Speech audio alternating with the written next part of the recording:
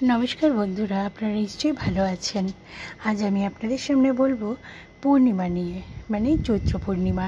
চৈত্র পূর্ণিমা কখন পড়েছে এবং এই চৈত্র পূর্ণিমার দিনে কি করবেন, কোনটা শুভ মুহূর্ত, কোন টাইমে চাঁদ দর্শন করবেন, কোন সময়ে গঙ্গা স্নান করবেন আর কোন সময় চাঁদকে অর্ঘ্য নিবেদন করবেন, কিভাবে লক্ষ্মীকে সন্তুষ্ট করবেন, কিভাবে নিজের আর্থিক উন্নতি করবেন, সবটুকু আজকে আমি এই ভিডিওর মাধ্যমে শেয়ার করব।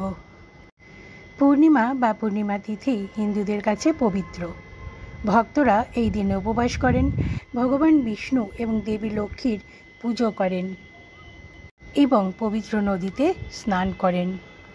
পূর্ণিমা প্রতি চন্দ্রমাসের শুক্লপক্ষের শেষ তিথিতে এই তিথি পালন করা হয়। চৈত্র মাসের পূর্ণিমাকে চৈত্র পূর্ণিমা বলা হয়।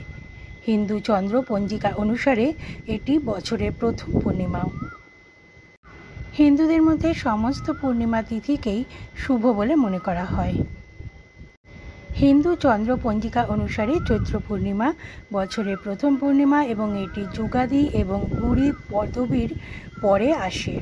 সকল পূর্ণিমার দিনই উদযাপনের জন্য কিছু না কিছু বিশেষ দিন থাকে। হনুমান জয়ন্তী চৈত্র পূর্ণিমার দিন পড়ে এবং এই দিনটি অত্যন্ত শুভ হনুমানজির পুজো করার জন্য। এই দিন হনুমানের জন্মবার্ষিকী হিসাবে পালিত হয়। হিন্দু বিশ্বাস অনুসারে এই দিনে ভগবান বিষ্ণু এবং দেবী লক্ষ্মীর পূজা অত্যন্ত শুভ বলেই বিবেচিত হয় এবং এটি ধন এবং সমৃদ্ধি আকর্ষণ করে বলে বিশ্বাস করা হয়। এটি চলমান জীবনের সমস্যা সমাধানে সহায়তা করে। পূর্ণিমা তিথি 12 এপ্রিল রাত 3:21 শুরু হবে এবং 13 এপ্রিল ভোর 5:51 শেষ হবে। সনাতন ধর্মে ধর্মীয় অনুষ্ঠানের ক্ষেত্রে সূর্যোদয়ের বিশেষ তাৎপর্য রয়েছে, তাই চৈত্র পূর্ণিমা 12 এপ্রিল 2025 পালিত হবে। প্রধান শুভ সময় যেটা আপনাদের বলবো সেটা হচ্ছে ব্রহ্ম মুহূর্ত, সেটা হচ্ছে 4:29 সকালবেলা থেকে 5:14। বিজয় মুহূর্ত হচ্ছে দুপুর 2:30 মানে 2:30 PM থেকে 3:21 PM। গোধূলি মুহূর্ত হচ্ছে সন্ধ্যা 6:44 থেকে সন্ধ্যা 7:06। এই দিনে দেবী লক্ষ্মীকে কীভাবে সন্তুষ্ট করবেন? যদি আপনি দীর্ঘদিন ধরে আর্থিক সমস্যায় ভোগেন তাহলে চৈত্র পূর্ণিমা সেই পরিস্থিতি পরিবর্তনের জন্য একটি ভালো সুযোগ বলে মনে করা হয়। ভগবান বিষ্ণু এবং দেবী লক্ষ্মীর কাছে প্রার্থনা করুন, ফল এবং ক্ষীরের নৈবেদ্য উৎসর্গ করুন এবং তাদের পবিত্র মন্ত্রগুলি জপ করুন। বলা হয় যে এই অভ্যেস দেবী লক্ষ্মীর আশীর্বাদ নিয়ে আসে এবং আর্থিক সমস্যা দূর করতে সাহায্য করে। মানসিক চাপও কিন্তু আপনারা উপশম করতে পারেন।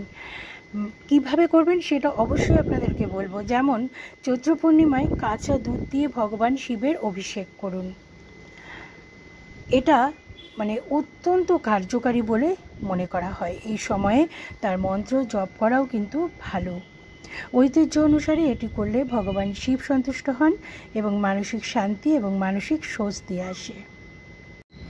এই তিথিতে চাঁদকে আপনারা যদি অর্ঘ্য দেন, দুধ দিয়ে অর্ঘ্য দেন, তাহলে কিন্তু অত্যন্ত শুভ। বিশ্বাস করা হয় যে চৈত্র পূর্ণিমার পূর্ণ নিষ্ঠার সাথে ভগবান বিষ্ণু এবং দেবী লক্ষ্মীর পুজো করলে এবং চাঁদের পুজো করলে সুখ সমৃদ্ধি এবং শান্তি অবশ্যই আসে। এই বছরে চৈত্র মাসের শুক্লপক্ষের পূর্ণিমা তিথিতে পূর্ণিমার উপবাস পালন করা হবে। প্রত্যেকটা পূর্ণিমাতে উপবাস করা হয়ে থাকে, অনেকেই করেন। আর একই সাথে পূর্ণিমা তিথি 12 এপ্রিল আপনাদের বলেছি শনিবার। সময়টা হচ্ছে শনিবার ভোর 3:21 থেকে শুরু হবে আর 13 এপ্রিল বুধবার 5:51 পর্যন্ত স্থায়ী হবে। তো সেই ক্ষেত্রে কিন্তু 12 এপ্রিল বৈধ হবে। এই দিনে আপনারা উপবাস স্নান দান অবশ্যই করতে পারেন। চৈত্র পূর্ণিমার দিনে ব্রহ্ম মুহূর্তের সময় নদীতে স্নান করতে পারেন, কারণ এর একটা বিশেষ গুরুত্ব বা তাৎপর্য আছে। আর একই সাথে যদি নদীতে স্নান করতে না পারেন তাহলে স্নানের জলে গঙ্গা জল অল্প মিশিয়ে নিয়ে স্নান করবেন। চৈত্র পূর্ণিমার দিনে পূর্ণ আচার অনুষ্ঠানের সাথে মা লক্ষ্মী নারায়ণের পুজো করবেন। এই দিনে হলুদ রঙের ফল ফুল পোশাক ভগবান বিষ্ণুকে নিবেদন করবেন এবং গোলাপি বা লাল রঙের ফুল বা প্রসাধনী মানে দেবী লক্ষ্মীকে নিবেদন করবেন। প্রসাধনী বলতে হয়তো একটা সিঁদুর নিয়ে আসলেন মায়ের জন্য, এটা নিবেদন করবেন, তাহলে এটা ভীষণ ভালো। একই সাথে চৈত্র পূর্ণিমার দিনে সত্যনারায়ণের গল্প পাঠ করবেন, পুণ্যজনক বলে বিবেচিত হয় এটা। তো চৈত্র পূর্ণিমার দিনে পবিত্র জলে কাঁচা দুধ মিশিয়ে চাঁদকে অবশ্যই অর্ঘ্য অর্পণ করবেন। এই অর্ঘ্য দেওয়া ভীষণ ভালো। চৈত্র পূর্ণিমার উপবাস এবং এই দিনে লক্ষ্মীনারায়ণের পুজো করলে ঘরে সুখ সমৃদ্ধি এবং সমৃদ্ধি অবশ্যই আসবে। তো বন্ধুরা, দেখেই নিলেন, শুনেই নিলেন আপনারা যে আজকে এই ভিডিওতে আমি কি বললাম পূর্ণিমার উপবাস নিয়ে, চৈত্র পূর্ণিমার উপবাস নিয়ে। অত্যন্ত মাহাত্ম্যপূর্ণ একটা দিন। এই দিনে কি করবেন সেটাও বলে দিলাম। আপনারা যথাসম্ভব দান ধ্যান করতে পারেন, আপনাদের সামর্থ্য অনুযায়ী দান ধ্যান করতে পারেন, কাউকে খাওয়াতে পারেন গরিব দুঃখীকে। এটা কিন্তু ভীষণ ভালো। আর মা লক্ষ্মীকে অবশ্যই সন্তুষ্ট করার জন্য তার পুজো দিন, হলুদ রঙের বা গোলাপি রঙের বস্ত্র দিয়ে ফুল ফল দিয়ে পুজো দিন, ভীষণ ভালো একটা ফল পাবেন। তো আপনাদের কেমন লাগলো আপনারা কিন্তু অবশ্যই জানাবেন। আর ভালো লাগলে লাইক করবেন, শেয়ার করবেন এবং কমেন্ট করবেন। আপনাদের প্রত্যেকটা কমেন্ট আমাকে ভীষণভাবে সাহায্য করে আরেকটা ভিডিও দিতে। ভালো থাকুন।